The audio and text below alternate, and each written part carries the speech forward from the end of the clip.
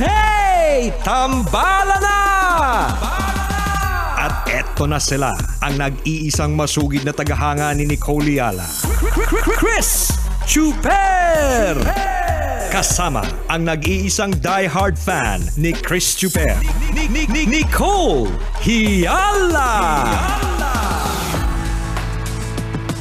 Mula sa Mahiwagang Burnay, ang kwento.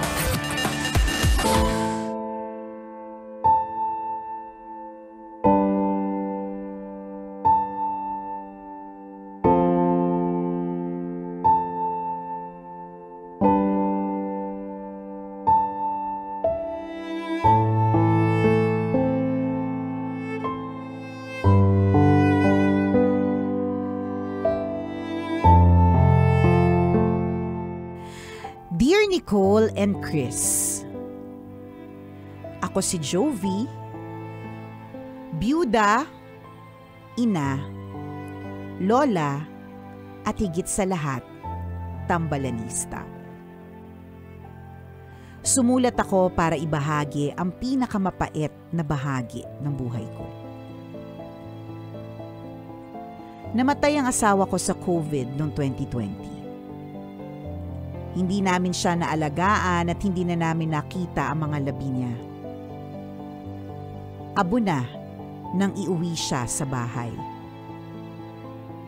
Akala ko, yun na ang pinakamasakit na mararanasan ko.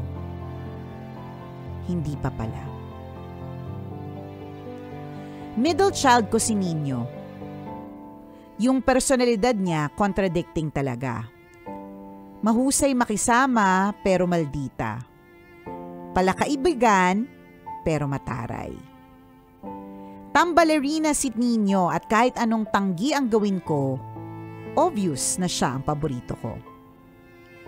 Kahit sinasabi ko na pantay-pantay ang tingin ko sa mga anak ko, alam ko sa puso ko that Nino is my favorite child.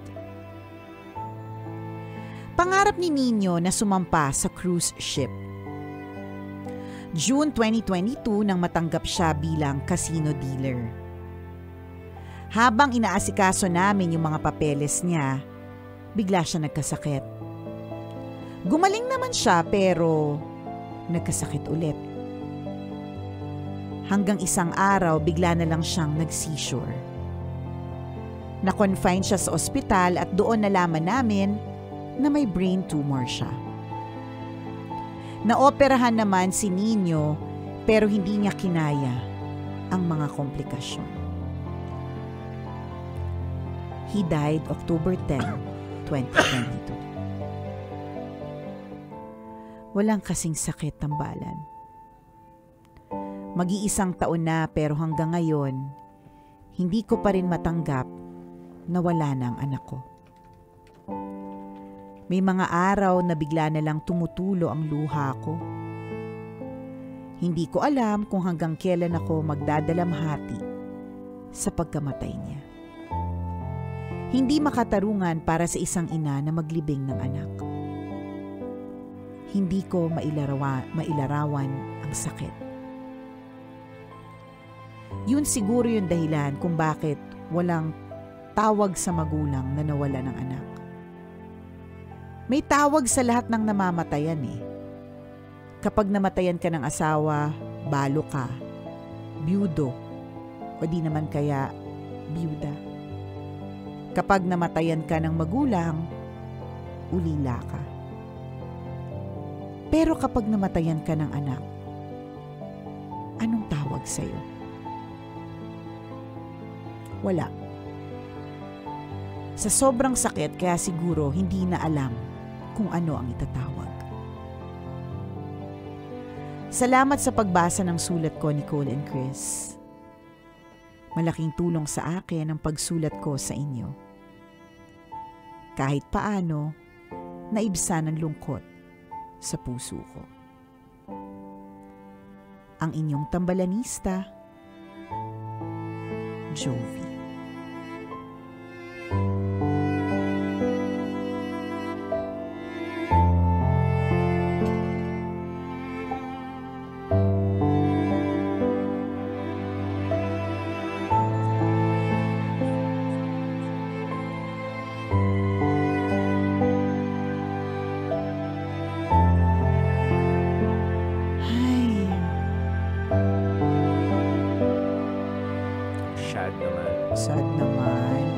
Pero sobrang totoo, no, yung sinabi ni Jovi na walang tawag sa magulang na nawala ng anak. Hindi ko pa nga na-gets yung una ko ano yung gusto niya sabihin Pero totoo pala, no, na kapag ka nawala ng asawa, byuda, balo. Pagka nawala ng magulang, ulila na siya, di ba? Pero kapag ka yung magulang na nawala ng anak, walang tawag. Sa sobrang sakit, hindi na alam kung anong pwedeng maitawag. Correct. Oo, alam mo yan yung mga pain na hindi mo i-wish even on your greatest enemy. Alam mo yun, yung gano'n, yung parang hindi deserve ng sino man na maka-experience ng ganyan na mamatayan ng anak. Mahina ako sa mga ganito, partner Hindi lumalabas yung pagiging balahura ako, naging makipot ako. Nakakaloka. At tumuubo lalo si Chuper, mga kabisyo, di ba? Hindi, pero mahirap itawid, mahirap talaga siyang itawid. Mabigat talaga siya. And we feel you, Mommy Jovi, when you said na hindi mo alam kung hanggang kailan, na may mga times na bigla na lang tutulo yung luha mo. Alam mo yun, yung lahat ng sinabi mo totoo, 'di ba? Kasi magulang ka kahit saan mo pagbalik-balik ta rin na galing sa iyong dugo at laman. Meron pang special factor na medyo favorite mo ang tambalirinang si Nino, 'di ba? Kaya mas dagdag sa sakit. Ay. Well, kung nakatulong man kami kahit papaano sa iyo, Jovi, na naisinulat mo, tapos na may mga nakakarinig. Nakakatulong din siguro yung paulit-ulit mong ikakwento, 'di ba? Minsan nga, 'di ba, partner, hindi mo kailangang magsalita. Ang kailangan mo lang makinig. Kasi minsan, sa halip na makatulong ka, nakakasama ka 'di ba? Totoo 'yun. Alam niyo po yung mga katulad ni Jovi, sila po yung mga taong kailangan po nating pakinggan. They need people to listen to them, 'di ba? Wag na yung hindi makakatulong yung mga sasabihin mo na alam niyo akala mo okay pero hindi okay. 'Di ba? Yung halimbawa, sasabihan mo sinabi to sa akin ng isang kong kaibigan na namatayan ng anak Sabi niya sa akin, kahit kailan hindi mo pwedeng sabihin na okay lang 'yan kasi hindi talaga okay. Correct. Kaya hindi mo pwedeng sabihin na okay lang 'yan. Siyempre, sasabihin mo to kasi wala kang masabi or hindi mo alam. Kaya nga ito yung sinasabi namin na kung hindi mo rin lang naman alam yung sasabihin mo or kung yung sasabihin mo posibleng mas makasakit kaysa makatulong, zip it. Correct. Hilahin mo muna yung dila mo, putulin mo muna, tapos ibalik mo na lang kapag Tahiin ready ka na. later. Correct. O kaya dikit mo. Oo, dikit mo kapag ready ka na nga magsalita ng merong katuturan. Pag kasi nagawa mo yan, correct. saludo kami sa'yo. Tama. Saludo kami sa'yo dahil ikaw ay isang certified tambalanista. Diba? Kasi sabi joke lang yun baka seryosohin nyo na naman. Sabi na nga isa kong kaibigan na namatayan ng anak, sinabi niya sa akin kahit kailan hindi pwedeng sabihin sa akin kahit sino man na okay lang yan. Kasi hindi talaga okay. Okay. So yun yung sinasabi ko na baka mamaya may mga paano ka patalino ka, pa-wisdom, ganyan, nasasabihin mo yung mga bagay na yan. Lalong-lalo na kung halimbawa, ikaw yung mga tipong parang hindi bagay sa iyo yung mukha kang may wisdom, di ba? Yung ganon. Mas mahirap kaysa kaysa mas makakatulong Pero kung halimbawa, ito'y nanggaling sa, alam mong talagang wisdom-filled, pwedeng pastor, pwedeng pare, or yung somebody spiritual, pwedeng kahit papaano makatulong yung sasabihin niya. Kasi nung namatay yung daddy ko, yun yung kwento nung kwento nung pare na hindi ko makakalimutan na minsan daw merong isang babae, sobrang true story daw ito, sobrang tindi ng sakit, sobrang tindi ng sakit namatay. At nung namatay siya, nakita niya yung langit. Kaya lang, hindi niya pa siguro panahon, nabuhay siya ulit. Nung nabuhay siya, nagtanong siya, ba't siya binalik? Ganon. Kasi just to, ang point nun ni Father was to prove that sobrang ganda na ng buhay doon sa kabilang buhay. Diba? Wala nang problema, walang traffic, walang basher, walang mayaman, walang mahirap. Sobrang ganda na. Diba? So kung ako, nakalma ako noon kasi ang nagsabi noon, ay nagkwento noon, isang pare during the mass. Pero kung alam mo, kaibigan, kung alam mo yung manginginom, yung ang lakas magtabla, diba? Oo. Mas halip na matuwa ako sa kanya, baka maano ko siya, mahampas ko siya ng bote. Kasi sa totoo lang, minsan, hindi nakakatulong yung maraming sinasabi. Totoo yan. At minsan, mas nakakatulong yung meron lang nakikinig. Kaya nga sabi ko kay Jovi, sa'yo Jovi, na kung nakatulong itong meron ka lang napagsabihan o yung nagsulat ka, isinulat mo siya, 'di ba?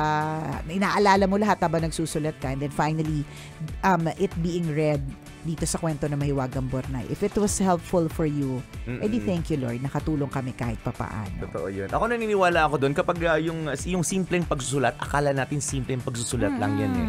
Pero doon natin na-express kasi yung damdamin. Kung wala tayong nakahanap ng mga taong pwede nating pagkwentuhan or malayo sila or busy silang tao, yung iba dinadaan sa pagsusulat. And effective way yun to vent out, to release your emotion, to release your your burden.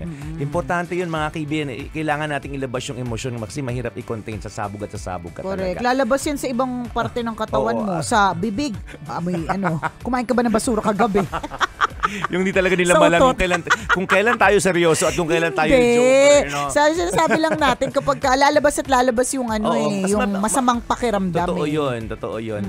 Yung tama yung sinabi ni Porter kanina, mahirap para sa tambalan na itawid yung ganitong klase ng kwento. Correct. Kapag may death. Pero ako gusto ko na lang tingnan sa aspetong parang baligtad kung may nanay ka pa ngayon. 'Di ba? Napakaswerte mo. You are so blessed kapag kasama mo pa yung nanay mo ngayon. 'Di ba? Anak mo. At anak mo, 'di ba? Napakayaman mong tao. Masasabi nating napakayaman mong tao kung kasama mo pa yung anak mo at kasama mo pa yung nanay o tatay mo ngayon. Totoo yun, napakayaman mo. Yung relationship mo with your parents, yaman yan eh, 'di ba? Your time with your parents, yaman yan. Tama. 'Di ba? And yung tatlong bagay yan eh. Time, your health, and your relationship. Kapag meron kayo niyan na mag-ina, napakayaman mo. Correct. Napakaswerte mo. True. Alam mo, tama ka dyan sa sinabi mo, partner, dun sa POV eh. Na on the other hand, while nawalan si Jovi, isa din itong pagpapaalala sa atin na kung ano pa ang meron tayo. Yes. Diba? Ano yung sinabi mo, partner? May time pa tayo. Yes. May health pa tayo. Yes. Diba? And you have your relationship with your mom. Correct. Relationship with our parents. Yes. Relationship with our kids. Diba? Relationship with people in our lives. Diba? Yes. Isa pong napakalaking blessing na kasama mo yung mga kasama mo ngayon sa buhay. Diba? And yun din yung pinapaalala ni Jovi sa kanyang kwento. Diba? Correct. That life has a limit.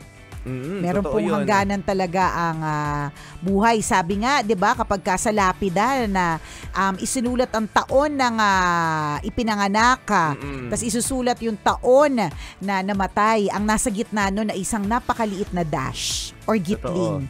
So such is life na maiksi lang po talaga. So it is a reminder that while we are living, we should be grateful. We should be thankful for all for the people around us and bigyan po natin sila ng pagmamahal at ipakita po natin sa kanila kasi maiksi nga lang ang buhay. Kailan mo pa ipaparamdam at kailan mo pa ipapakita, 'di ba? Napakaganda nung paalala ng kwento mong ito, Jovi, para sa lahat ng nakikinig ngayon. Nakakatuwa yung mga ganitong not really random pero yung mga ganitong instances, ang dami naming natututunan eh. Tama. Naalala ko lang bigla nung sumakay ako ng taxi partner, yung taxi driver na nagmamaneho ng sinakyan kong taxi. Grabe, punong-puno din siya ng wisdom. Kasi dumaan lang kami ng Rojas Boulevard, nakita niya, may tao sa island. Okay. Tapos tumawid ng alanganin. Sabi niya, lutang na naman siya. Which is, wala sa wisyo sa madaling salita. Tama. Alam mo yung tatawag nila, nag-hit-hit. Ganon. Dami naman tayong nakikita na ganyan. At katotohanan naman talaga yan. Diba? Sabi, alam yung mga sinasabi niya, alam mo, napakaiksi ng buhay ng tao. Totoo. Para sirain mo ng ganyan. 'Di ba? Totoo 'yun eh. So ang dami ko agad na realize 'to, totoo. Napakaiksi ng buhay para magalit ka. Napakaiksi ng buhay para, 'di ba, ubusin mo yung oras mo sa pangbabash. Napakaiksi ng buhay para sirain mo, abusaduhin mo o abusuhin mo ang sarili mo o ang katawan mo. 'Di ba? Binigyan ka na ganitong oras sa mundong ito, maiksi lamang po ito. 'Di ba? Isagad mo kung kailan ka magiging masaya, namnamin mo na. Diba? Kung kailan mo kasama ang mga magulang mo, namnamin mo na. Din. Kung kailan mo kasama ang lahat ng mga mahal mo sa buhay, mga kaibigan mo, diba? Oras mo na nag-e-enjoy ka sa trabaho, namnamin mong lahat yan. Correct. Kasi uulitin namin, maiksi lamang po ang buhay natin sa mundong ito. Pasasaan pat matatapos din. Diba? Life may limit. Yes. Diba? Huwag mong sayangin yung oras mo sa mundong ito. Correct. Diba? Salamat sa iyo, Jovi, dun sa mga lahat ng mga paalala mo dahil sa kwento ninyo. And we pray that the time comes na ikaw ay makaka-move on, makaka-move forward, walang magpuwersa sa'yo kung kailan yan. Talagang tunay na oras at panahon lang ang makakapagsabi, 'di ba? But we pray for that time for you to heal, 'di ba? And for now, surround mo lang yung sarili mo with people who will make you happy, 'di ba? Umiwas ka na muna sa mga negatron, nakakapangit sila. Okay? Salamat sa iyo, Jovi, at sa lahat ng mga tambalanisa na nakatutok. Thank you for tuning in. Have a feel good Wednesday.